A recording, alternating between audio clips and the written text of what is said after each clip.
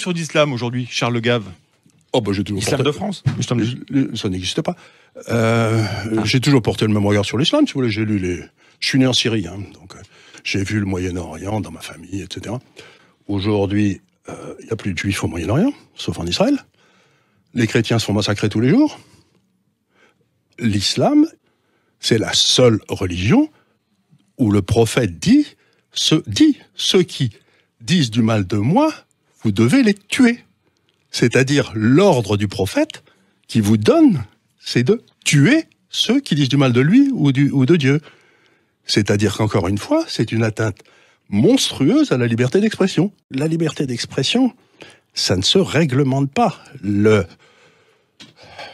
premier amendement de la Constitution américaine, c'est le Sénat ni la Chambre ne feront de loi pour empêcher la liberté d'expression. C'est interdit. Donc toutes les lois mémorielles,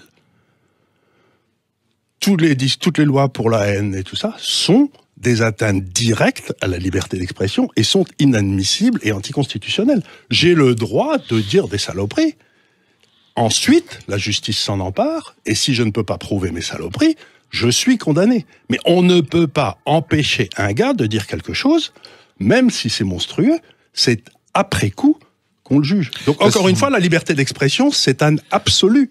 L'appel à la haine, c'est quoi l'appel à la haine? L'appel à la haine raciale, notamment.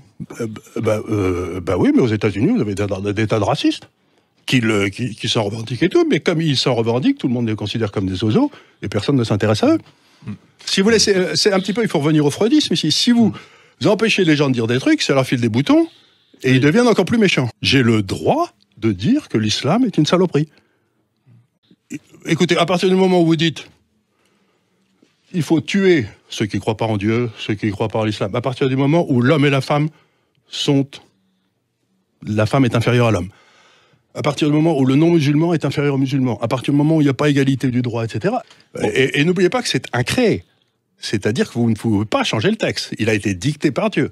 Donc vous pouvez pas changer une ligne du Coran sans avoir la condamnation à mort qui s'appelle sur vous.